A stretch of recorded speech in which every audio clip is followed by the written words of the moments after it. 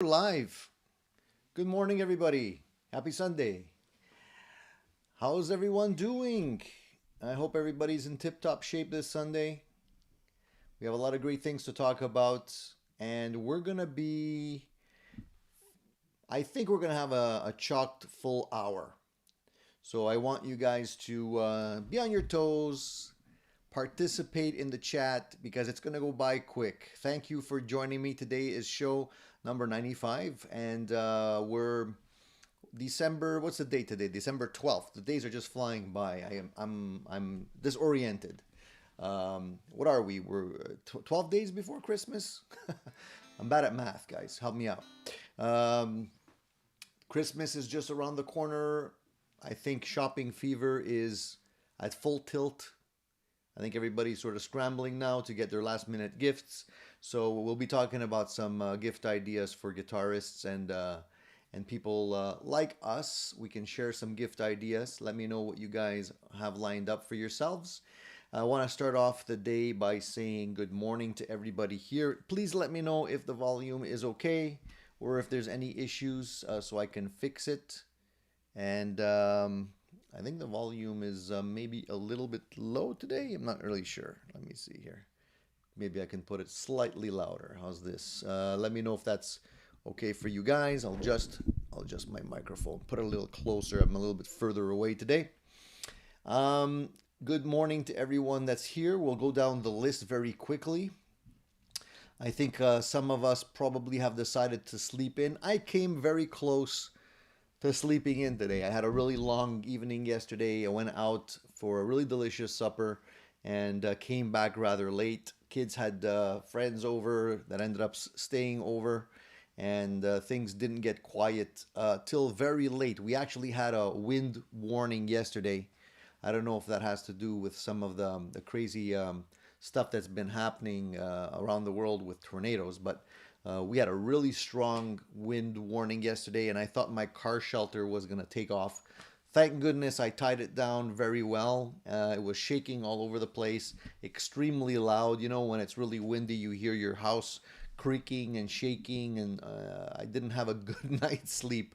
So I have to say I'm a little bit wrecked this morning, but I said to myself, no, I got to get up. I got to, you know, it's Sunday. I got to be with the boys on Sunday, right? We got to start off the Sunday morning properly. So good morning to everyone that took the time to join me today. Mark, good morning. Nice to see you, buddy. Hope you're doing well. Alan, nice to see you as well. Randy's here as well. Good morning. Um, Christian, nice to see you, my friend. Keith is here as well. Alan. Larry's here as well. So good morning to you, Larry. Chilly.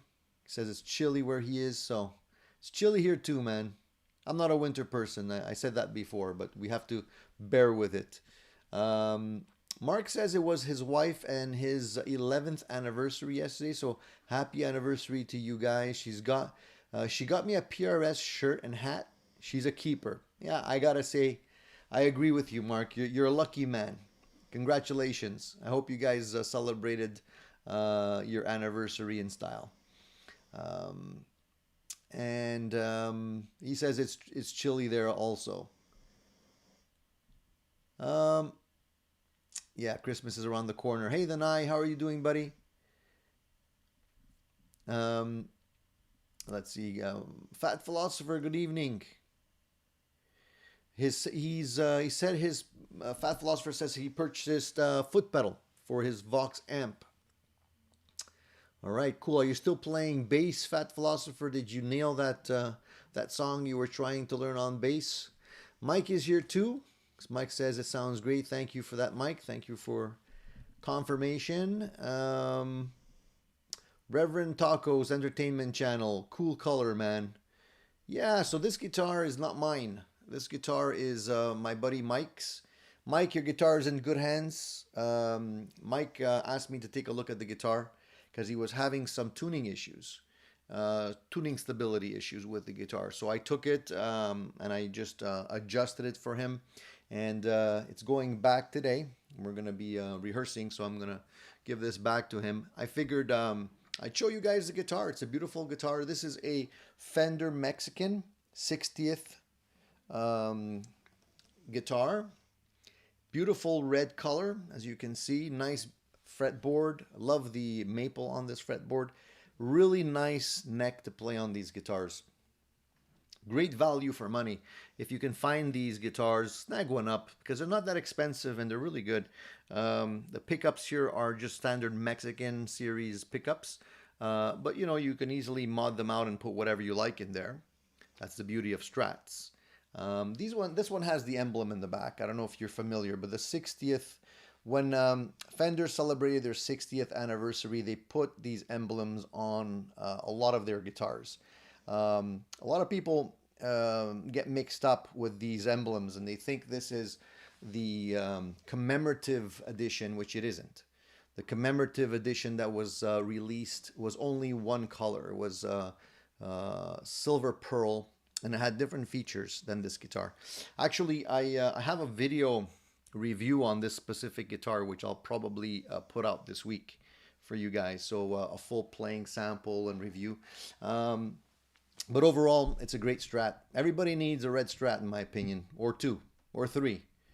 So if you're a Strat player, definitely a nice guitar to choose. Alan says my voice is low, so maybe Alan needs a little bit more gain here. Let's see, is that better, Alan? I don't want to get too hard because then it's going to be overkill. Let me put my headphones on so I can see how loud I am. It seems okay to me. I'll keep my headphones on. I'll use it as a reference there. Maybe if I point the mic in a better direction there. So I hope you guys are doing well. I hope you guys are doing really good and you have everything under control. Paul's here. He says, almost late to the family reunion. Paul, you know there's always room at the table for you. Bruce Brooks, Charles, Leo, Dan of New Jersey. We have a nice group here. Seth is here as well. Mark EFX, good morning, my friend. Jeff, good morning to you. Jean-Pierre is here too. He feels like the good old days at Versalab, all wrecked up. Yeah, exactly, buddy. I'm glad to see you joining the group. And Wayne says, thanks, Tony, for not forgetting us out there. No, I can never forget you guys. Sunday's not Sunday without you guys. You know that.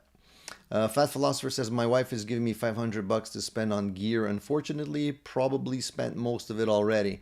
Yeah, that's the challenge, you know. You know, it's not about what you get. It's just about, you know, the sharing aspect of it. You know how it is. You know, you get a gift, you buy a gift. It's basically even Steven at the end of the day. Or if you got kids like me, you know, you're always in debt. But that comes with the territory. Eventually, they'll pay me back. Fat Philosopher says the gig went fine. Played 2 easy songs on bass. Now geared up for a show in February. Cool. So this time in February, Fat Philosopher, will it be a bass or guitar? What will be the weapon of choice? New glasses. Yeah, I got some new glasses, Quicksilver. You're right. Thanks for noticing, buddy. Yeah, these are a little darker than the other ones. They're the same brand, but I needed an upgrade. My eyesight, you know, it changes over time. I was long overdue, and I decided to upgrade the glasses and the prescription so I can see better. Comes with age, I guess. Reverend Taco says, I have a Fender Newporter walnut fretboard. Nice. Walnut must be nice. I don't own any guitars with a walnut fretboard, but I like dark fretboards. Fat Philosopher likes my shirt. Thank you. Thank you. I appreciate that. It's hard to get nice shirts, you know? It's hard to get shirts that are kind of comfortable and cool and could be worn outside of the pants, outside of the jeans. Anyways, gotta find a few better shirts, in my opinion. Walnut fretboard, never played that. My custom has a walnut stripe in the back. I think walnut is not that easy to find. Wayne says he's got 3 red Strats. Yeah, you need a red Strat, man. Honestly, red guitars play better. I think they sound better too. Must be something to do with the paint combination.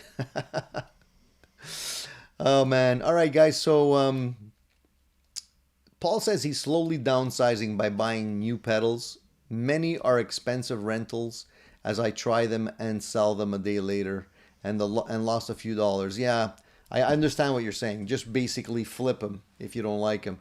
I tend to do that too at times when I'm trying out gear. If I find that I'm looking for something that I haven't had the opportunity to try in person yet, sometimes I'll just take the chance. I'll buy it and I'll keep it for a week or two. I'll play it and compare it to other amps and whatnot, and then make the final decision on what stays and what goes. It's not always the best way of doing it because, like you said, you end up probably losing a few bucks.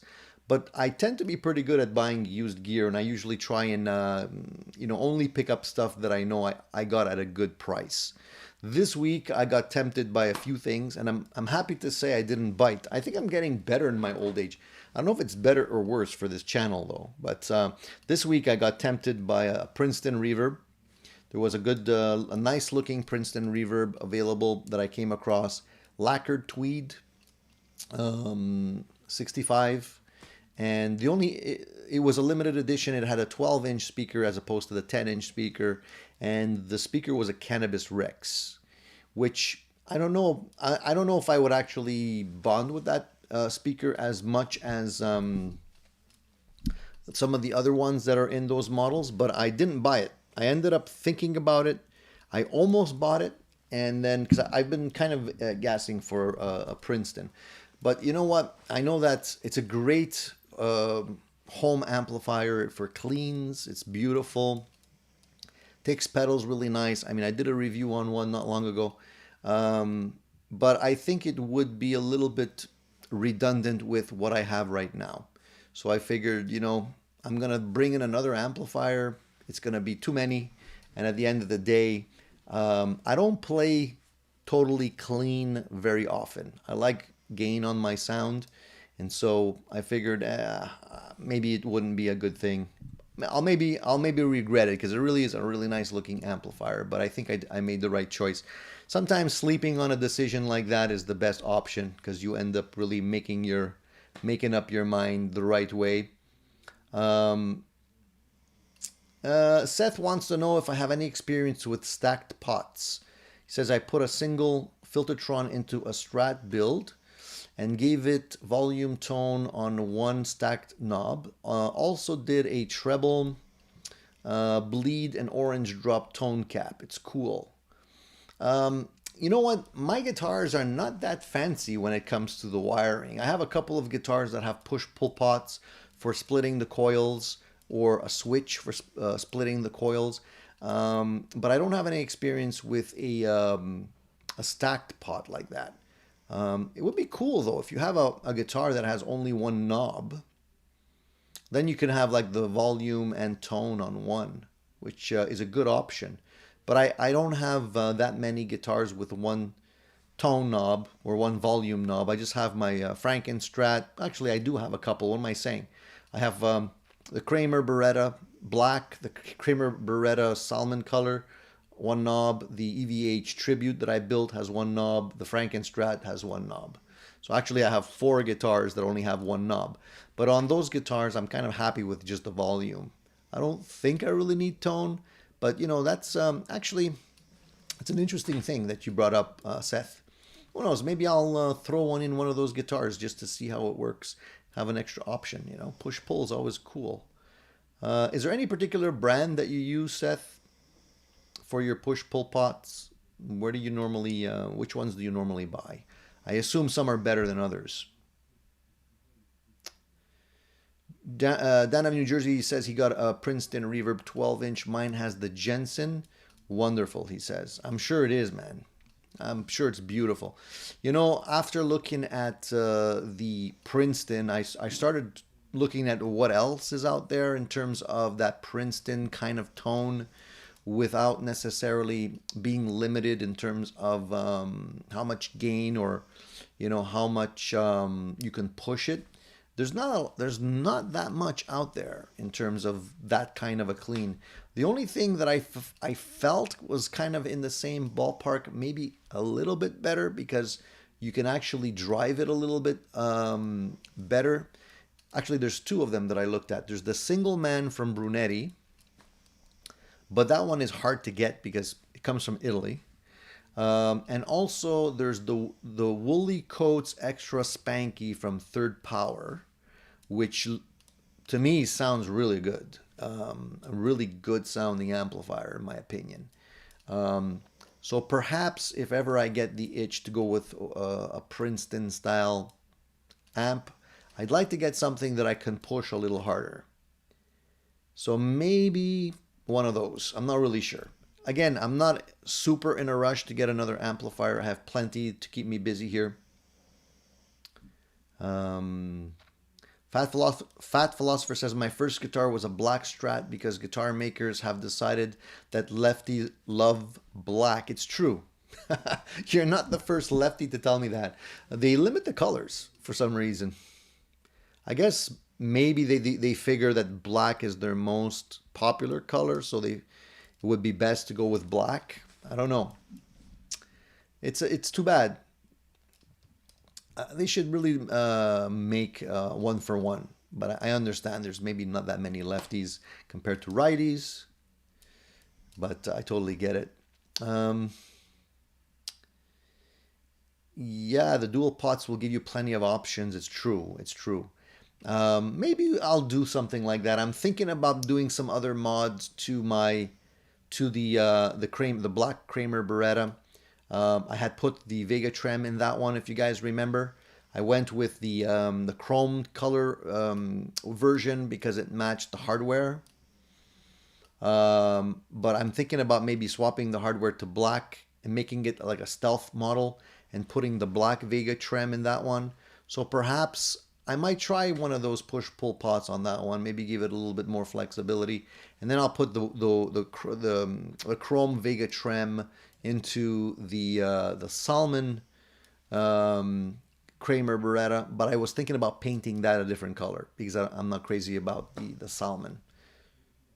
Anyways, we'll see. We'll see. There's a lot of choices.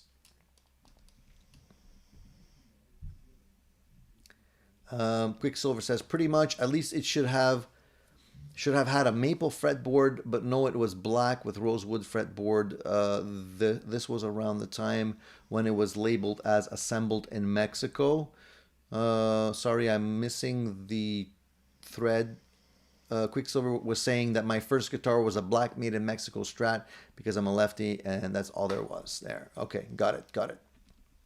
So guys, let me hear you guys. I like to get a list of what you guys are looking at in terms of stocking stuffers. If you've gotten any ideas or for yourself, maybe somebody's asked you for a list. I'd like to hear what's on your list, or perhaps you're just looking at buying something for yourself. At the same time, maybe you're looking at buying something for someone else. I need some ideas because honestly, my wife asked me what I want for Christmas, and I always think gear first. But I really don't have anything specific that I really want for gear. And I know it might sound shocking to you, but there's nothing that really stands out, at least not in the price range that she's talking, right? So not really sure yet. The only thing I was looking at, and I still haven't found, is a good quality compressor pedal. I mentioned this a couple of weeks back. I was looking at the exotic compressor. I wanted to buy one on the used market. One did pop up, but unfortunately it sold before I could snag it. And it drives me crazy when people are not responsive. I don't know if you guys ever experienced this, but sometimes you'll send a message and the guy won't answer you for like a week and a half. And then by the time he does answer you, he's like, yeah, it's sold yesterday. Like, thanks a lot, There was another, I was also looking at getting a volume pedal because for a show that's coming up, I wanted to have the flexibility of having volume control on a pedal.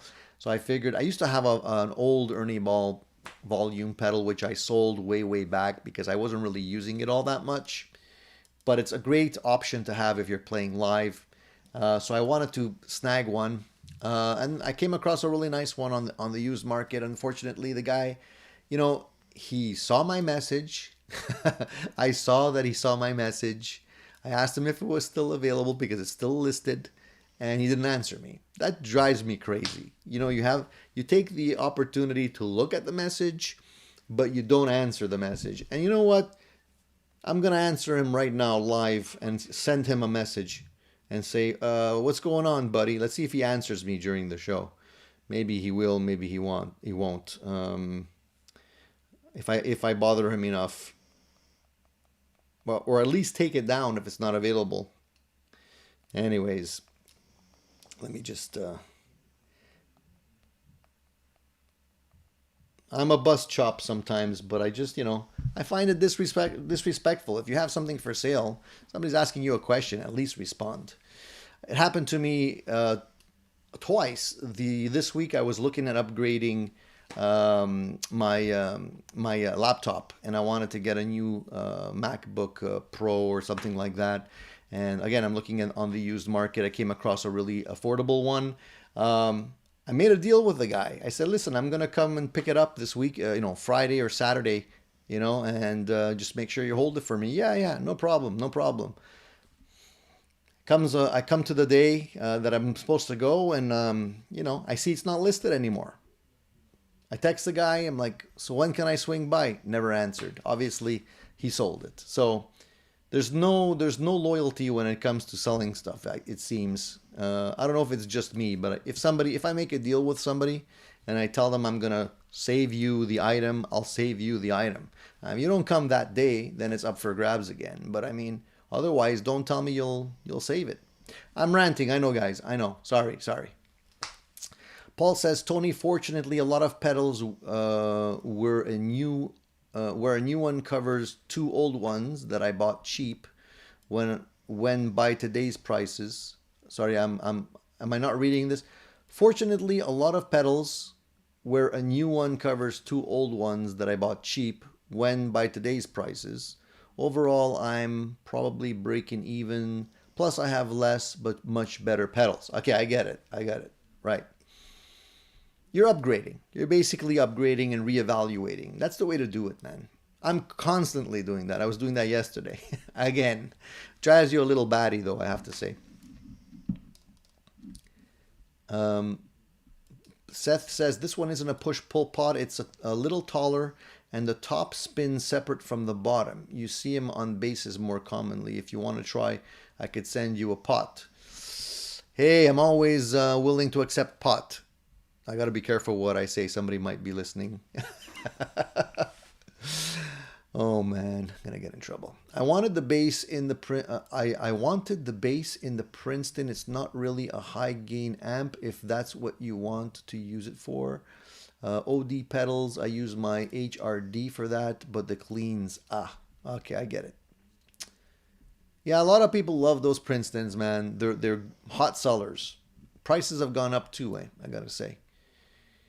There's not a lot of choice when it comes to good quality amplifiers at a relatively decent price. I gotta say, I'm still in the market. I haven't, even though I did a shootout between my Fender Supersonic and the Deluxe Reverb, and I kept the Supersonic, I still have gas for the Deluxe. I'm not gonna lie.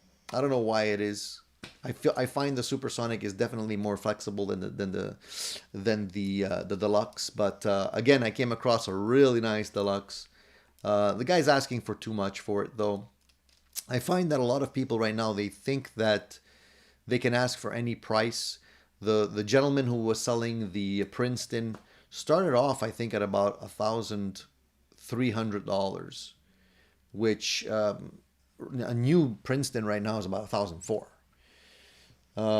Because it was a limited edition, he figured he'd be able to sell it. But it was listed for 2 or 3 weeks and it didn't budge. So I gave him a more reasonable offer. I thought I gave him a fair offer and he accepted it. But then I changed my mind. So I guess I might have pissed him off. He, unfortunately, it happens. What can I say? Christian says, this week I talked to my guitar builder from which I ordered my new Telecaster. He gets 2 humbuckers with the PRS split coil mod wiring. When splitted, there is no volume drop. Any experience with this? So let me understand this again, Christian. it gets two humbuckers with the PRS split coil mod wiring. When splitting, there is no volume drop. Well, that's a good thing, isn't it? It's strange that there's no volume drop, or maybe it's just so subtle that you don't really realize it as much. I think it probably has a little bit to do with what the amplifier and effects chain that you're using at the time, how it interacts with the split coil. Because I noticed something similar to that, Christian, when I play my Harley Benton, which has a split coil tap switch on it. I don't really like split coils for me. I find that when you split them, sometimes they just sound too thin. So I usually don't use it, but I was using it recently on a different effects chain that I was experimenting with. And I noticed that the volume drop wasn't as noticeable with the effects I was using at the time. So I don't know if that has something to do with it. Reverend Taco says, I recently bought a 61 key piano. Anyone here ever played one? I have a piano. It's an electric piano. It's more than a piano. It's got all kinds of different sounds. It's actually out of camera range. It's in the corner right here. Piano is a beautiful instrument. I wish I would have the opportunity to learn how to play piano. It's a really beautiful instrument. Beautiful instrument for composing on as well. And it just opens up. It opens up in terms of theory. It really makes it more understandable, because when you're playing a piano, everything is laid out in order in front of you, sequentially, as opposed to a guitar where you get to the G and the B and things are a little bit skewed. It doesn't really follow sequentially anymore. So when you're actually playing chords, and you can actually easily count the third, the fifth, flat seventh or whatever it is, you can actually see it a lot clearer on a piano than you can on the guitar. And I think everybody, honestly, my opinion is everyone should learn more than one instrument. It definitely opens up your creativity, and it makes you more aware when you play with other people. I took drum lessons for a while, about 2 years, maybe 2.5 years, quite a while ago. But in doing so, I felt that it made me more aware of rhythm and beat, and I pay attention to the drums a lot, to the dismay of my drummer, of my friend who plays drums, right? And sometimes I pick on him a little bit too much because I'm a little bit more analytical of the drums, so I should kind of bite my lip and not say anything. Seth says, I really, really want a second guitar gig bag, mono or Roadrunner. I want to be able to carry 2 cases and have 4 Presley customs I can show people. I have seen, Seth, there's a company that makes a rather deep or wide, I don't know how you can, it's like a deeper guitar case. It's a rectangular case, but you can put 2 guitars sort of back to front like this, so that they fit nicely into each other. And it's big, but it sure beats carrying 2 cases. This is one of the dilemmas I have currently, because I'm carrying gear. And just to tell you, tonight I'm going to be bringing my buddy's guitar back, so I'm carrying the Strat in one case. I'll be carrying my guitar in another case. I have a pedal board, which is rather heavy, which I have on a strap, around my shoulder. I have my, what else do I have? I have my amp head, right? I have all of my cables and stuff in the pedal case that I'm bringing. And I usually carry, a change of shoes because I don't want to be in the rehearsal studio with boots on, and some, a bottle of water or something so I don't get dehydrated, because we usually go on for quite a few hours. It's a lot of stuff to carry, man. And then you're carrying this stuff in the snow, in the dark, sometimes trying to avoid the ice. It's not pleasant. Somebody should really think of a carrying system that you can actually put all this stuff on and just roll, I think I'd buy something like that. I looked back at trying to find a solution for this a little while ago. There's nothing out there. So if any of you want to make a lot of money, design something that is compact, can easily fit into a car, and would be able to carry at least a guitar, an amp head, and a few pedals, or a pedal case, or something like that. Jeff says, I got my exotic SP comp this week, Tony. 2 words, get one. I know, Jeff, I know. I gotta get one. It's just that I haven't found a used one. I might have to just bite the bullet and put that on my Christmas list, and my wife will have to get me a brand new one. It's just that I hate buying pedals new, because there's so many pedals like that floating around used. I just have to find the right one. That's all. Cool Tune says, your Harley Benton 335 video came up on my browser this morning. Seriously, may dive into that. Awesome. I'm glad you found it. Yeah, the 335 from Harley Benton is a great compromise, man. If you don't want to spend a lot of money, it's a beautiful guitar. I have it back here. Do I still have it? Yeah, let me grab it. It's right there. Just give me a second, guys.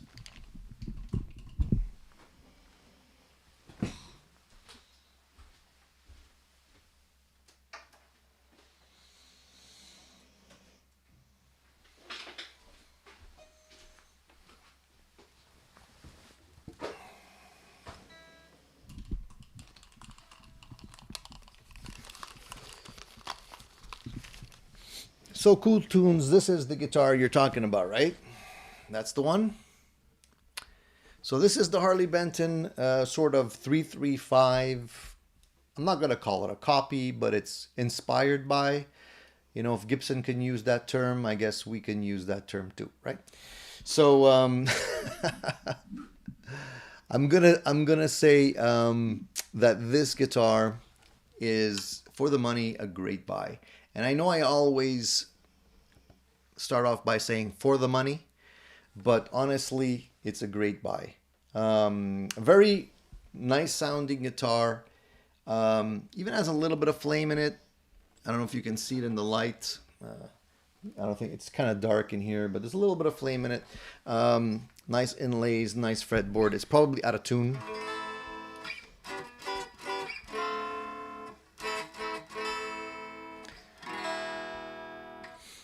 Honestly, the only thing that I would upgrade, and you guys are gonna guess, pickups. Not that the pickups are bad, but I think you can get better pickups. So the pickups are good in terms of, like, you know, what comes with the guitar, but definitely you can get better sounding pickups than what comes stock. And I think the guitar would shine. The cool thing about this guitar, as opposed to a regular 335, if you guys haven't seen the video, is this. Look, there's push-pull pots here. So you do have the split coil system, which I don't really use, but if you like that, you have that option. And the bridge and saddle are really good quality. They're not cheap. I was expecting to get like China quality cheap. They're not cheap at all. Fretboard is nice. Overall, the guitar's, to me, a definite keeper. And they have the switch up here as opposed to down here with the regular 335s, you know, and they decided to put the input jack where it should be, at the bottom and out of the way. That's one of the things I don't like about my 335. They're all like that. Gibson put it here originally, so you have the wire sticking out this way, which I think puts a lot of pressure on the actual output jack. So this is a much better place to put it, right here. And this here, being able to switch up here makes it a lot easier. You're not grabbing for air down here. You know, it's hard to see. This way, it's like a quick, and you're in business. So, yeah, definitely a cool guitar. One of the other guitars, if you're in the market for a nice 335, I gotta say, what really caught my attention is the new Epiphone inspired by Gibson. I gotta get used to saying that. Epiphone inspired by Gibson. The ES 335s that they have a couple of models that have beautiful figured maple. They only have two colors though. It's what they call what do they call it? I think they call it a raspberry burst because it's like a blue burst, and they have a tea burst. So not my favorite colors. If they had a red one like this, I'd snag it up right away. But it's a really nice looking guitar. It has the block inlays, the smaller block inlays that I really like. And they have triple A flamed veneer on it, which looks beautiful. And the price is reasonable. I think it's about $600, under $700 US. So definitely less expensive than a Gibson 335.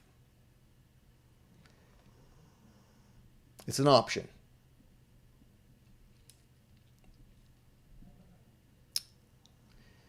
Hey Henry, how's it going there? Still there. um, let's see here. I'm just catching up on the chats here. Sorry, I fell behind.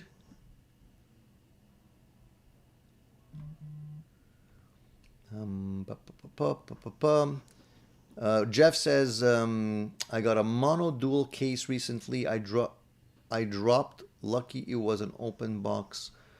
One from Amazon of all places. Got a great deal.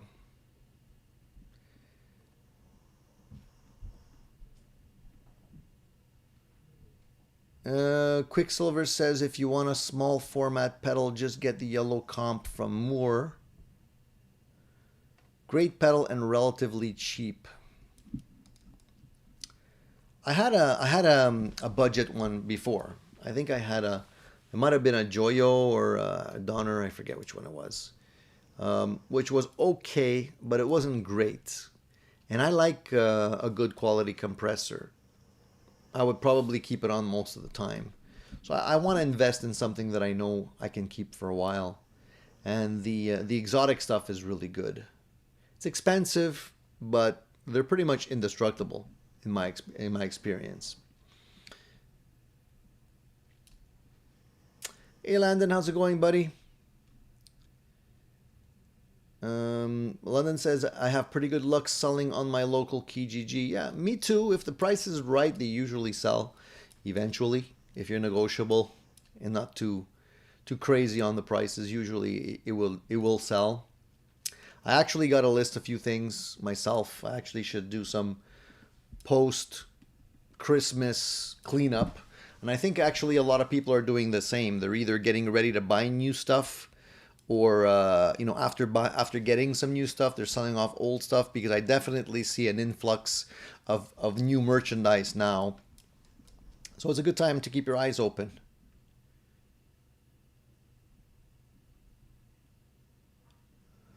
Paul says, watch the show where the every volume pedal out there.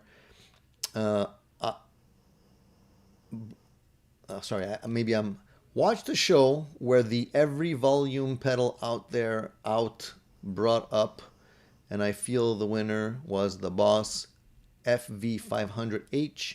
It won on feel, sound, and robustness. I just wish they would make a smaller version. That thing's huge. I need a small one that I can put on my pedal board. I don't want a big volume pedal this size. I don't know what it is with volume pedals. Why do they have to be so big? The Ernie Ball one is pretty big. The Morley one is huge. The Boss one is huge. Why can't somebody just make a small one? I know there's a couple of companies that are offering smaller ones. That's all I need, something small. Similar to what they did with the wah. You know, they came out with a small version wah. I need something that I can put on my board, and it won't add an extra 10 pounds. Vox says he's been considering a new Trainer 15 watt tube combo. Any thoughts? Canadian company, so I can't complain about that. I find that they're not bad amps. I mean, I wouldn't consider one for myself, just because I find that they do get a little bit out of control with the drive on some models. I always try and find an amp that I know I can dial a good clean And then if I need to boost the gain, I can do that with pedals or whatnot. So it's not on my radar, but I know a lot of people like the trainers. I don't have any personal experience with it, so I can't really give you 100% unbiased feedback on that. So it's maybe a better question for anyone here that has one. For me, I think the only amp that has caught my attention recently that's kind of new is the Supro Royale. I don't know if you guys have seen this. They just launched it a little while ago. And Supro definitely has their own sound going. It's definitely their own thing. I had a Supro myself. I sold it eventually because I was going after the Jimmy Page sort of sound. And the Supro definitely gives you that. It's a little bit more spongy in the mids. It doesn't sound modern. It definitely sounds sort of more vintagey. But the cleans on that amp weren't great. It really was a one-trick pony, and I have a full review on that if you go into my video history. So the new one, I kind of caught my attention to see whether or not they had upgraded anything, because this one is supposed to be one of the first clean amps, like fully, really clean amps that they've released. And since I'm kind of looking at Princeton's, kind of looking at something that would fall into those categories, I know that they released this new version, and it's pretty cool because it's a 50-watt amplifier. So it's a combo. It's 50 watts. It uses 5881 tubes, which definitely have a unique flavor. And I think you can bring it down to about 35 watts. I'd say they're kind of trying to get into that Princeton kind of market. But I have to say the video that they released wasn't great because they were showing cleaner sounds, like mid-dirt type sounds, but they weren't driving it. And the guy that was demoing it had the bass really pumped up and the treble and mids almost like off, which is not the way I would normally run an amplifier. So I didn't get a good representation of what the amp can do. But I'm going to keep my eyes open and see if anybody comes up with some better reviews on that one and see how it sounds. Because I really want an amp that I can play clean, and at the same time I could, plug in a Les Paul in, some nice humbuckers, and just get some gain out of it, some nice gain. Doesn't have to be high gain, but some gain, usable gain. And then I could, just boost it with my pedals.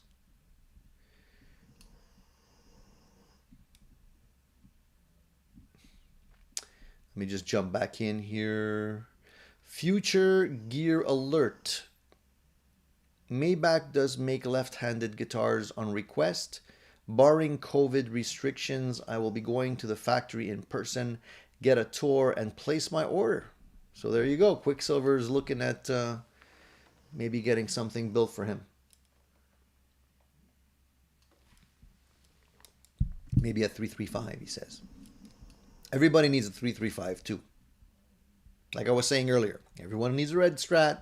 Everyone needs a 335. Everyone needs a Telecaster. Everyone needs a Les Paul. Once you have those, the rest is like, icing on the cake. Okay, let's see here. A Fat Philosopher says 335 types are too limiting. Prefer a solid body. Limiting in what sense, Fat Philosopher? For metal? Yeah, I don't think it's going to make a good guitar for metal. But from everything from jazz to rock, I think they shine, in my opinion. I agree with Quicksilver. Everyone needs a 335 in their collection. You took the words right out of my mouth.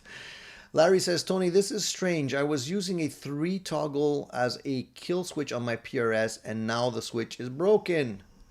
Why is that strange? When you do this too many times, yeah, you can definitely damage it. Unfortunately, it's an easy fix. Just put in a new switch, get yourself something from Switchcraft or something like that will probably do the trick. It's an easy swap. But yeah, it's a shame that it breaks. I mean, it shouldn't break. it should withstand a few up and downs like that.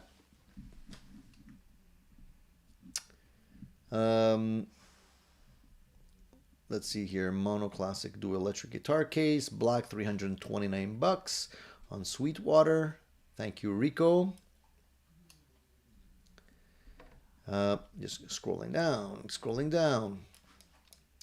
Paul says Trainer is old school, been around since the early 60s, simply built like a tank. They remind me of old Ampeg amps. And there's nothing wrong with Trainers. Actually, a lot of people like the older ones because they kind of were trying to emulate that Marshall sound, sort of like the Canadian Marshall. And some of the older ones, they're going for quite a bit of money also. Larry says, Tony, they make stuff to carry all that gear. It's called a roadie. Okay, I'm going to look into it. I probably already saw that one. I got to check it out. I'm willing to spend some serious dough on something that would work. Here, you know, we're dealing with snow 6 months out of the year. So if we can modify it to put some skis on it or something, that would be great. So I can actually pull it in the snow. Okay. It's a joke, guys. It's a joke.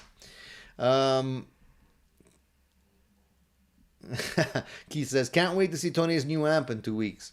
You know, guys, I've been playing around with, again, it's been, my OCD's been kicking in. I've been switching back and forth during my rehearsals. I still haven't decided which amp is going to be the one for the night, for the show. The Brunetti's been getting very good feedback from my bandmates. They say it sounds great.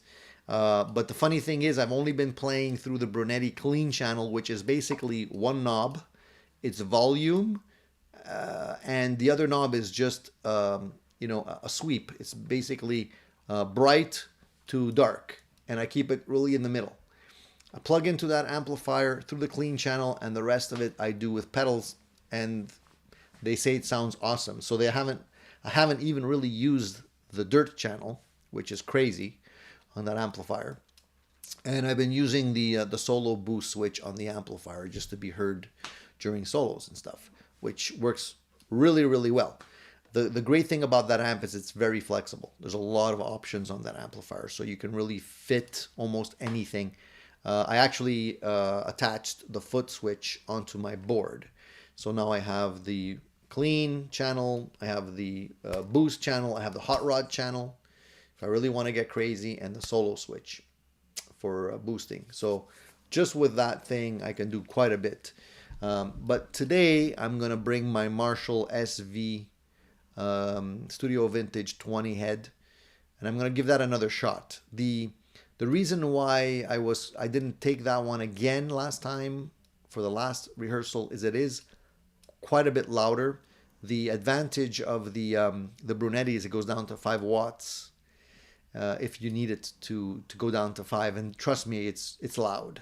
You know, in a band situation, it's still loud. The good thing is that you can crank it at 5 watts. The Studio Vintage doesn't. It does have the low power switch, but it's still a lot louder in my opinion.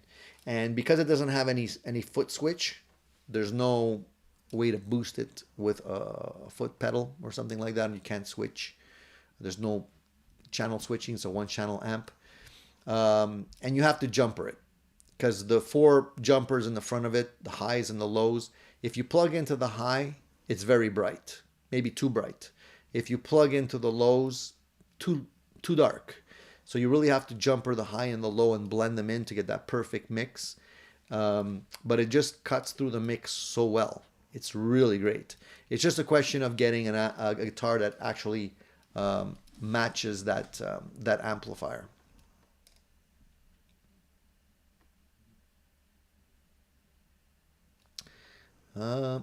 Quicksilver says Sire and Jet are peaking right now. Their 15 minutes are in full swing. I've seen a lot of videos for the Sire, whatever you want to call it. Jet stuff I haven't really seen all that much. I guess they're flooding the market before Christmas. Quicksilver says they worked that model with the toggle switch up to the up top, but now that I see it, it has the same shape as a D'Angelico. Yes, yes, yes. Hobo Bob, yeah, it's been a while. It's nice to see you, buddy. Dude, sorry, Rico, I don't remember how much the shipping was, and honestly, it probably would be different for you because it's shipping and duties, so I can't really help you with that. And shipping and duties is always a surprise. You can order the same thing twice from the same place, and shipping and duties will be different for some reason. I once called the shipper just to say, like, can you please explain to me how you calculate this thing so I can know for next time? They weren't able to calculate it, to tell me how they calculated it. I think they just pulled numbers out of their butt. They probably figure, nobody's going to question it, right? Yeah. So Fat Philosopher says, I think I would choose a Gretsch instead. I believe they come with ebony fretboards, which I prefer.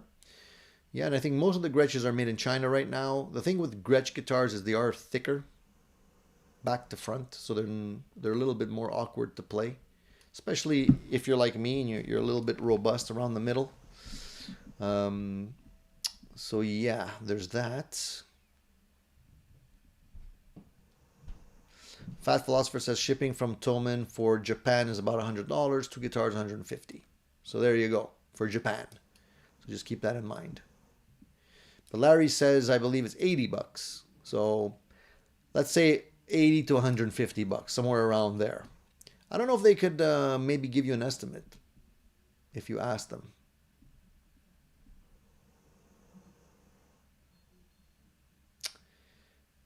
Sorry, I missed this. Which 335 is this? Oh, sorry. This is the Harley Benton version 335.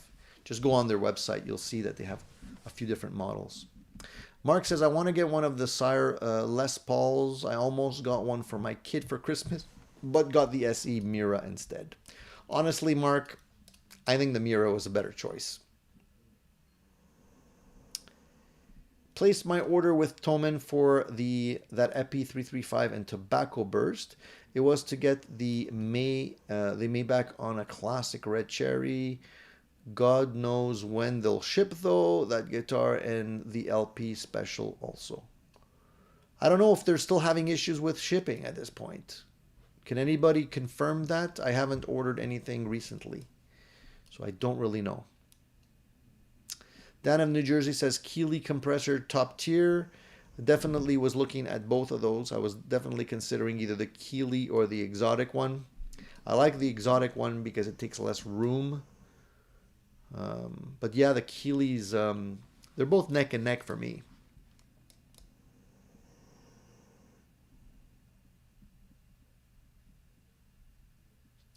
Quicksilver says the Tone City comp engine is a clone of the SP compressor with the switches on the outside, which is handy. I'll have to check it out. I've had quite a few Tone City pedals in the past. I can't say that I've used any of them extensively. They've all really come and gone. So they're not as expensive, but at the same time, they don't usually stick around. I know they've just released another one that is a clone of, let me think, guys. My brain is getting saturated with all this gear stuff that I'm seeing. It's a clone of a very expensive pedal. And I'm trying to remember which one it was. I'll have to get back to you on that one. Damn it. I hate when I can't remember stuff. I just saw it the other day. And I said to myself, I should get one of those. They haven't they're not released everywhere yet, but there's at least 2 or 3. I think one is a clone of a Rat. The other one, I'm trying to remember what was. It was a clone of a drive pedal. And I can't remember which one it was. Anyways, it'll come back to me. Oh man, my laptop is about to die. It's not even plugged in. Oops. Thank God I caught it in time.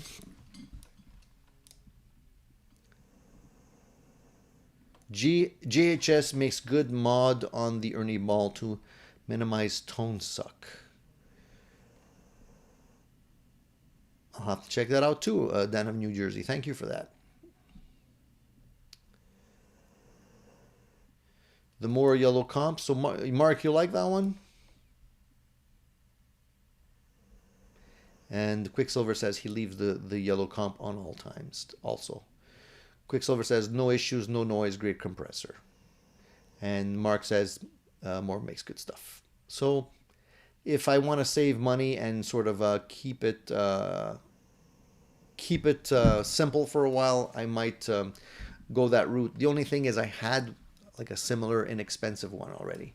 So I don't want to necessarily flip-flop again for an inexpensive one just to have to resell it and get something else. Paul says, Sire are the big deal with their 335. The guy that started the company 10 years, he has his own factory in Indonesia where he runs it hands on, going slowly with quality first. Nice to see that. I'm okay with Indonesian stuff. I'm okay with Chinese stuff as long as it's well built and, worth the money that they're asking. And Quicksilver says, and now that Thomann bought a bunch of their boards and rehoused them, you can get those same more pedals very cheap. So what is the brand that Thomann is selling them for?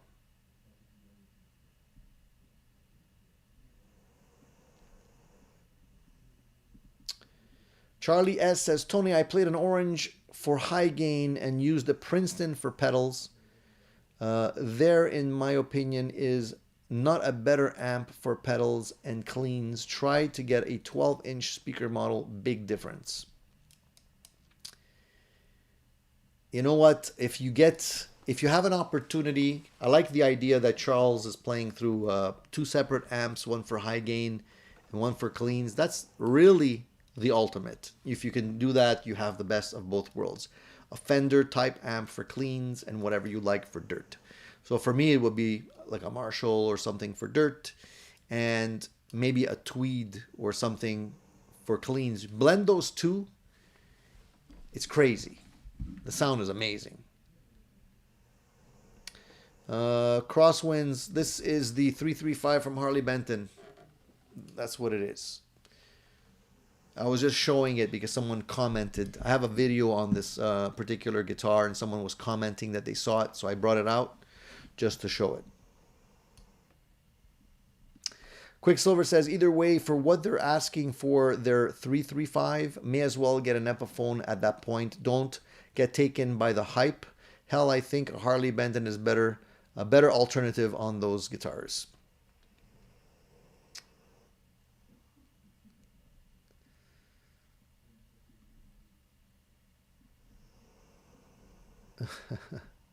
Fat Philosopher says too much feedback, too bulky. Definitely you're going to be getting a bit more feedback out of the 335s. Is it a big issue? Not really. I've tried them in live situations and I was able to control it. There's just something about a 335 when you're playing at a loud volume, the air and the resonance is crazy. You feel the entire guitar vibrating under your fingers and it feels awesome, I gotta say. So I understand why, a lot of guys like the 335s. And 335s with 57 classics in it, for me, the ultimate combination. Sounds great. All right, let me just scroll down. I'm falling behind. Jeff says, if you change the pickups on the HB35 Tony, it would be good if you record it. I want to put lefty pots in my Eastman T486, but not confident wiring the semi-hollow. So Jeff, this is the only reason why I didn't swap the pickups yet, is because I can't stand swapping pickups in a 335. It's a nightmare. If I don't have that kind of time, and honestly, it's a pain. It's a real pain. But if I do swap these pickups, I'm just going to bring it to someone. Honestly, my time is worth too much at this point for me to lose 4 hours trying to swap the pickups. I'd rather just pay somebody to do it at that point.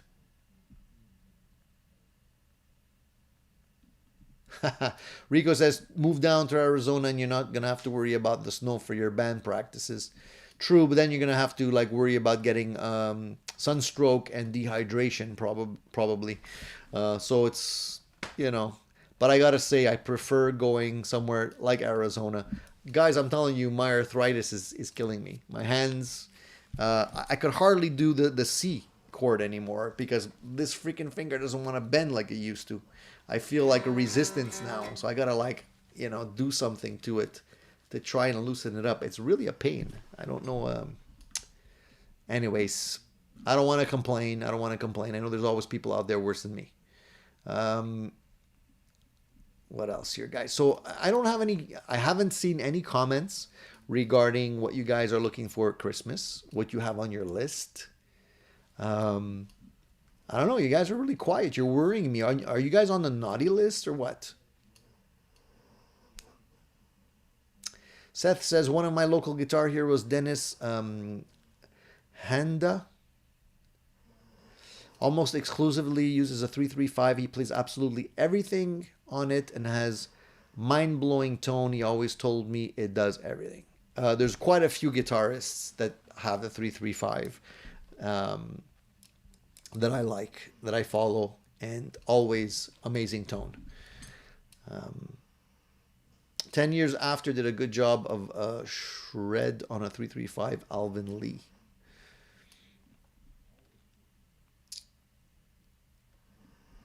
Don't forget, there's guys that also use 335s for pretty heavy music. Like if you look at Dave Grohl, it's not a 335 per se, but it's pretty much a 335. You know, his iconic guitar that he uses with the diamond cutouts here is pretty much a 335. And he's banging out pretty high gain stuff. And I don't see him having too much issue with feedback. To be honest, even if you do get feedback, it just adds to the rock and roll mojo, I think, at that point.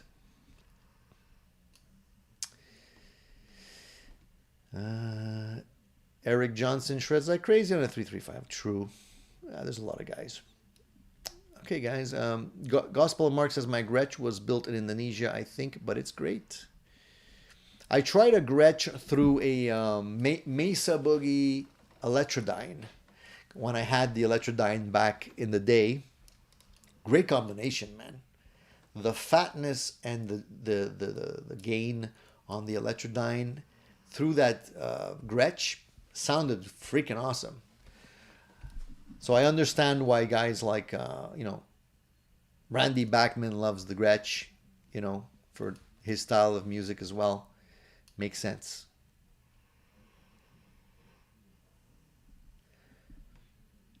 Paul says if I buy from the U.S. and it comes through Montreal, it gets nailed with it all. It comes through Mississauga, Toronto, it gets waived every time.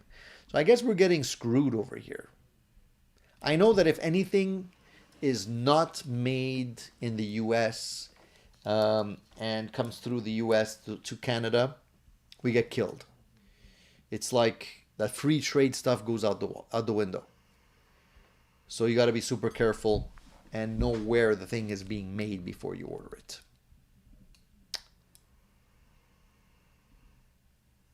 Yeah, there's 3 or 4 new Tone City pedals. I'm just trying to remember what the first one was.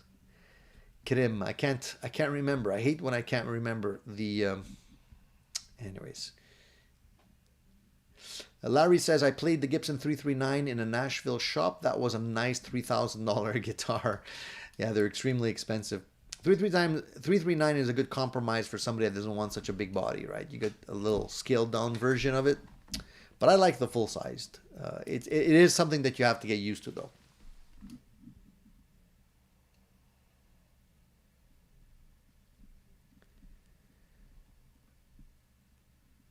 One small stocking stuffer is inlay stickers. They look great and generally run about $20.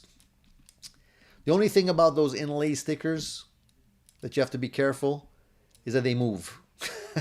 When you put them down, they move around, so they don't stay in line. Yeah, Mark, I don't think Tone City has them on their website yet, but it will. Here, let me see if I can just find that for you guys real quick, because it's driving me crazy.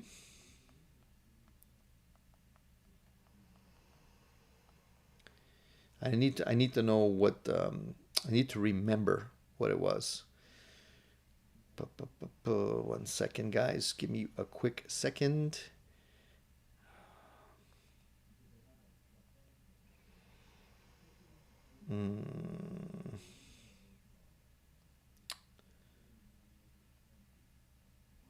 Anyways, I'll put it in the notes after the video goes live. I'll put it in the comments section. But there's 3 of them, and there's one specific one I think I probably will end up getting and give it another try. Like I said, I've tried a couple of Tone City pickups, Tone City pedals, and I usually don't keep them. So they're not bad, but they usually lack a little bit, in my opinion. Oh, that's the one. Damn it. Now it came back to my mind. The Nobles. The Nobles OD1. That's one of the pedals that I was considering maybe getting. There's a lot of people talking about those pedals right now. I'm not a huge Tube Screamer fan because there's a lot of everybody's making a Tube Screamer flavored pedal. The pedal that I have from TL Pedals, the Honker, is a crazy pedal. It's made here in Canada. Tim Lewis makes those. Check him out. I've had it on my board. It kills any Tube Screamer because there's just so much more gain. You can go Tube Screamer and way beyond. And it has a nice 3-way switch on it, so you can actually use it in different ways and different clipping options. Way more versatile, in my opinion, and so much volume on tap. There's going to be no issue being heard with that pedal. And so that's what's on my board instead of my Tube Screamer for right now. But I was curious about the Nobles, and I figured maybe get a cheaper version, try it out, see how it works. To me, they sound almost identical. The question is, how does it feel under your fingers? That's a different story.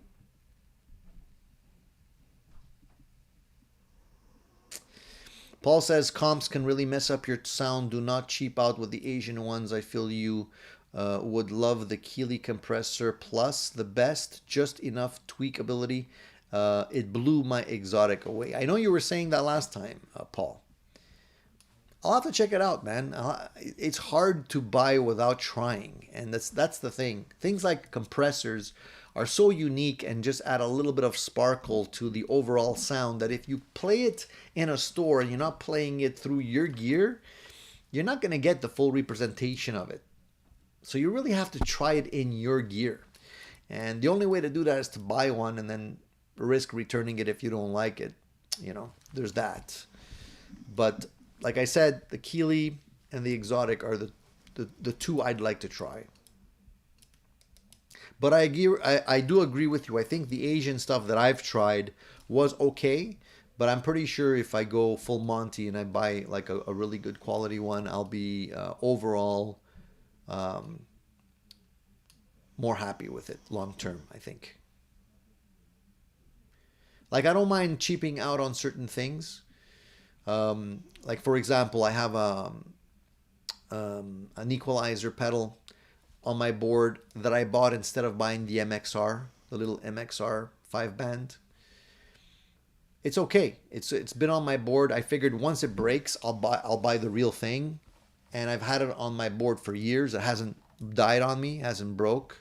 It's got the little lights on the sliders, which work fine.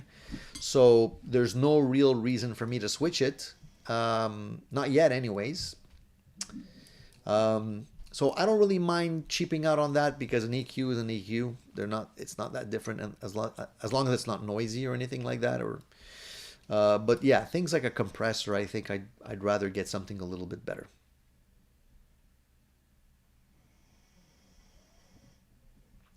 Rico says, I probably bring it by for him to review, like the Tesla Shark review that I had him mention.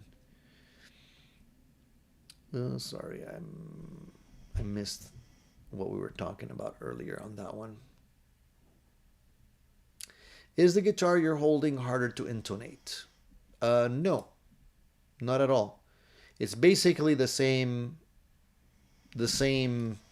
bridge that you find on a Les Paul, so it's not harder to intonate at all. Pretty easy. Solaris says naughty, naughty, naughty. Blues on 335 is awesome. I agree, Charles. Leo says, sorry to hear about the arthritis. I have it too. I can feel it in my thumb if I play too long.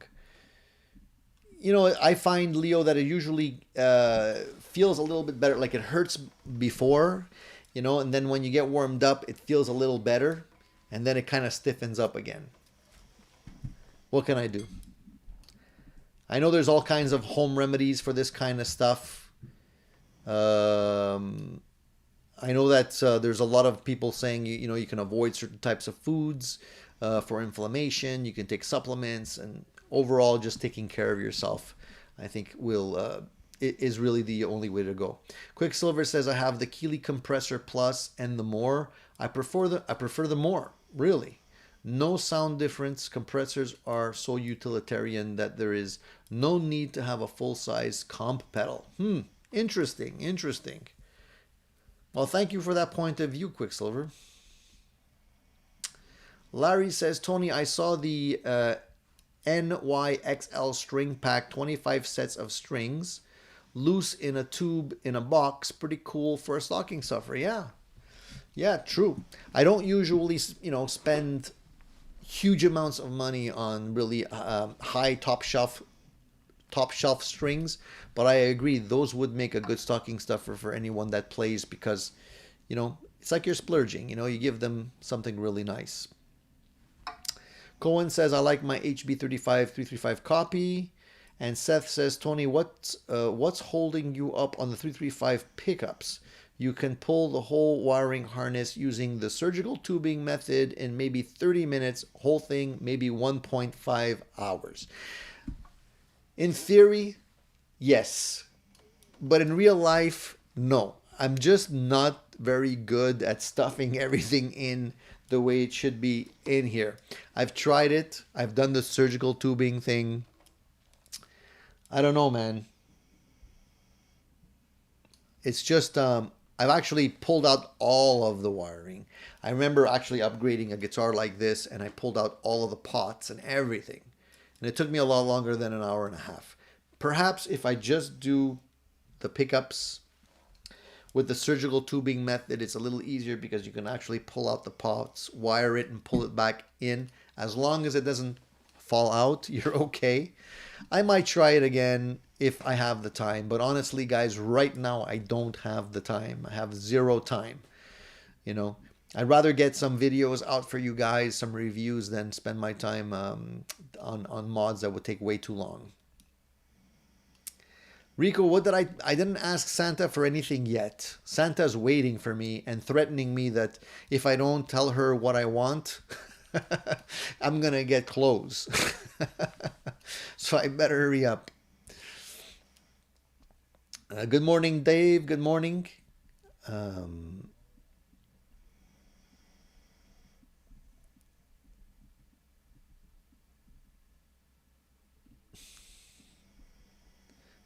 Wish they had a tube screamer in that mini pedal format. They actually do. They have a tube screamer. Ibanez has came out with a tube screamer, but I think you're talking about Tone City now, right? But Ibanez has a mini version of their tube screamer. Just go for the real thing if you're interested in that. Tony, the Mini Noble sells used for about $80. I know, Paul. They're hard to come by in my neck of the woods. I don't see them used very often. And I heard that the smaller pedals are not built as solidly. A lot of people complain about the build quality on the small one. But I agree, if you're gonna buy like a Tone City, you might as well go for the real thing, I guess, right?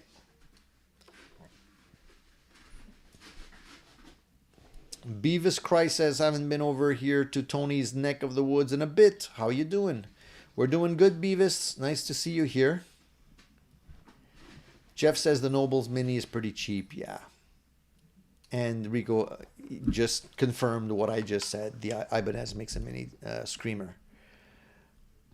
Dave says, I got to experience Tom Anderson pickups yesterday. Oh my God, noiseless P90s. They are sick.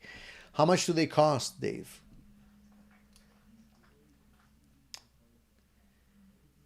Dan says, my compressor is always on, so it's critical that it is the best quality. Keeley makes a mini compressor too, but stripped down to be worth a damn over the 4-knob version. And Rico wants to know, what's your advice on how to use a tube screamer? Do you use it all the time, only leads, etc.? Thanks. Okay, so the tube screamer question is something that I could definitely answer. I don't always use a tube screamer. As I said, the TL Pedals honker is what I have on my board right now. It's tube screamer-ish on steroids. I think it does a wonderful job. Check it out, TL Pedals, Tim Lewis. He's in Canada. He builds them himself. Great quality. And how do I use it? I like to cascade my gains on my pedal board. So usually I usually go through, let's say, a Marshall, the SV20, dialed in, not very dirty, edge of breakup as much as I can. Try and use it as a clean platform, and then I just push the amp with the tube screamer when I want to get into just boost my sound a little bit. That's how I usually use the tube screamer. I don't usually use tube screamer for a lot of gain. If I want to use something that has more gain, if I want to get into, let's say, that Marshall territory, I'll typically use something else. But lately I've been using the TL pedals, which is, like I said, sort of a tube screamer on steroids, side by side with my 68 pedals clone. So the clone then into the TL pedals, so I can get into just a little bit of a boost with the clone. I could drive it and really get a really nice vintagey kind of drive on it. And then if I want to go further, I can pretty much dial in as much gain as I want with the honker. Paul says the exotic removes any breath to your sound and is heavily colored. Okay, I get it. I noticed that too, actually, when I was looking at the reviews. I use compressor in my AX8, still getting a hang of it. What else? Fat Philosopher says, I love hip shot bridges, so easy to adjust and intonate. Haven't tried the hip shots yet. And Cisco Julian says, where did you get the multi-guitar stand behind you near the wall that holds all your guitars? I need something like that for my guitar so I can grab any one of them and plug and play. You can get them on, that's a Hercules stand. I did a review on that too, so you can check out my full review. You can get that on Amazon. You can get that online. You can get them a whole bunch of places. Pretty common. But I find the Hercules ones are better than the cheaper ones.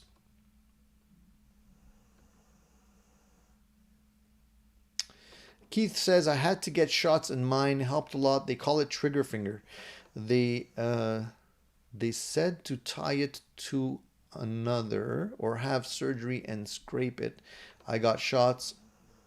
It was my right index, not as bad. Well, I'm sorry to hear that, Keith. I don't think I actually need shots yet. I think I'm okay for now, but you know, who knows in a couple of years what's going to happen. Jeff says, last year I got universal pedal vouchers from everyone. I got an MXR Timmy and a Boss CE2W with them. Nice. The Timmy is awesome. And the Boss is a good choice as well. Solaris Moon says, sorry I had to say naughty since you asked about it. I just joined 10 minutes ago. I wonder if you have ever used Earthquaker pedals. I was listening to a couple guys playing one at Sweetwater. I haven't tried Earthquaker pedals personally. No, no. The pedal I like a lot, the brand I like is Mojo Hand Effects. They have some really cool pedals. I have an early version of the Rook, which is a great pedal for drive. Definitely bold and solid. And the only issue with that particular pedal, do I have it here? Where did I put it? Do I have it here? No, it's not. It's not in reach, or as I would show it to you. The only issue with that pedal is the early run. Everything, all the printing. It's like a dark red case, and all the printing on it. Oh, here it is. It's right in front of me, guys. Here, this is it. The Rook. Do you see the problem? The problem is you can't read a damn thing on it. They went with black lettering. Can you see that? You can't see anything, can you?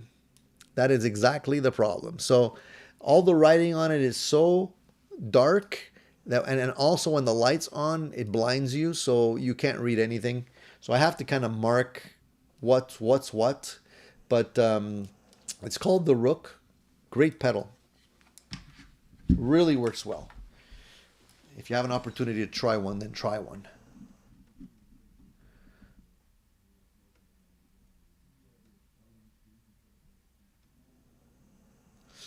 So Paul also tried the more also optic compressor rip of the Canadian Diamond. Nice tone, but again, it takes away the breadth of your sound. Beavis has to find some P90s that take super high gain without getting insanely noisy.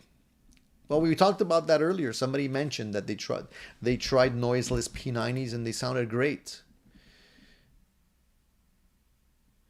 Rewiring a hollow body is frustrating. I had tried it with my Casino but gave up. You almost have to use a pull line and tubing just like you would on your household. Yeah, you do have to use that. That's the only way to get stuff out and back in again. I've tried fishing wire, but I find surgical tubing is the best because you can just wrap it around the posts of the pots and just push it in. It usually is solid enough to snag it so it doesn't pop off, and you can pull it out and put it back in again. But it's really a tricky thing because the wires tend to sometimes get tangled up and it becomes like a rat's nest in there. I'd rather leave it to somebody who has more experience than me in that domain.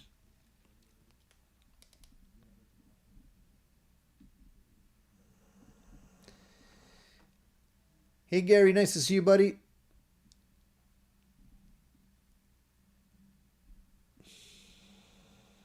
D-Mac, hey, dropped in late. That red Harley Benton, a plus or a regular model? This is, I think they call this a plus because it has a little bit of flame on it.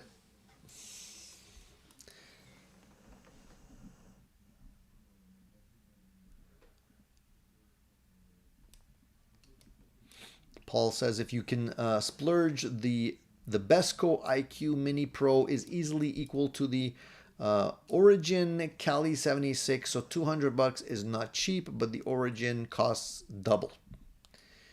All right. So there's a lot of stuff for me to check out today. You guys have given me a lot of insight as to what I should possibly add on my list for Christmas, which is good. I don't think I could add anything like the Supro. I think that's way out of whack in terms of budget, but definitely one cool thing actually I was looking at and that would make a cool stocking stuffer. I don't think it's out yet though, but the company Funko, I don't know if you guys know this, they make little figurines. They have they're called pop figurines. They're actually going to release a little Eddie Van Halen Funko figurine, which you see like it's just Eddie with his guitar, and it's like a little kind of cartoon version of it. I thought it'd be pretty cool. That's something I would probably like to have. I don't know, just put on my app or something. one of the things actually I was looking at possibly getting in terms of an amp as well was the Black Star Studio 10. But I kind of slept on it and I figured, nah, it's going to be too close to what I can probably already get with my JJ Jared James Nichols version that I have. So why bring in another Black Star? Even though that one is sort of a stripped down, simplified version that sounds great, I gotta say, in some of the reviews that I've watched, you know. But I think I'm just like trying to fill in the gap, you know. I haven't brought in new gear lately, so I've been sort of getting the itch to bring something in. So I gotta kind of hunker down and not be tempted as much.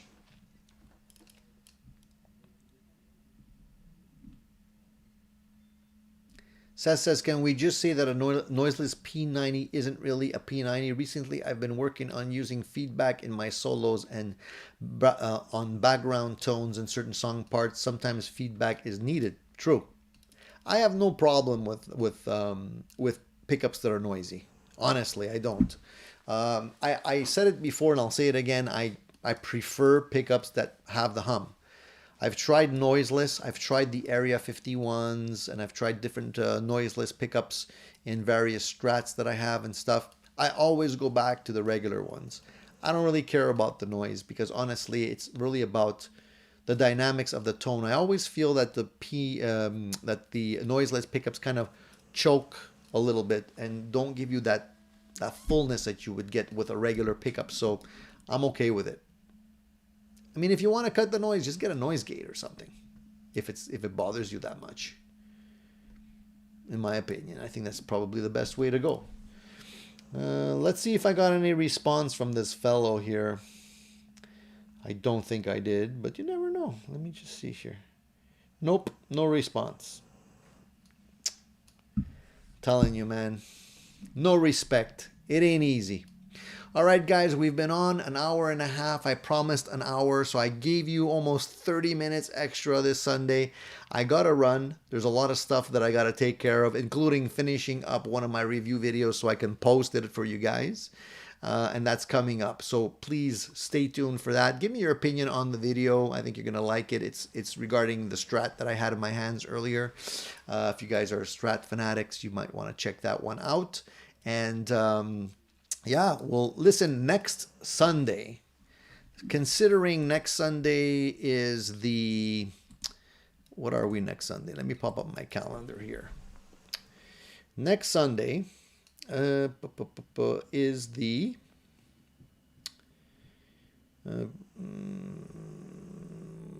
19th. So the 19th will be on, the show will be on, the 26th will be on. So luckily the shows don't fall on, you know, Christmas Eve, Christmas, because there's no point having shows on those days because everyone's going to be hungover and getting up late and, you know, doing things with their families and stuff. So we're going to be okay for the next two shows. Same show, same time, Sunday as usual. So guys, mark it on your calendar. And it'll be cool to get the show on the 26th. When we could talk about all the Christmas present gear that we got. And hopefully you guys will get something really cool. So that's it. Let's all stay safe, guys. Let's get to practicing and not just talking about gear. And we'll catch up with each other next Sunday. Same time, same place. Give me a thumbs up if you like this the Sunday Addicted to Gear live session. That's going to help, again, appease the YouTube gods and hopefully get more people's eyes on it and we get more input. I like to see new faces. I'm glad you guys are consistently tuning in. It makes me feel like we're talking about the right thing. So I appreciate that. I appreciate your support. One last thing before I let you guys go, and I forgot to mention, I apologize because I usually mention this at the beginning of the show, not at the end. But you can use discount code ATG95 if you wish to support the channel and grab some swag.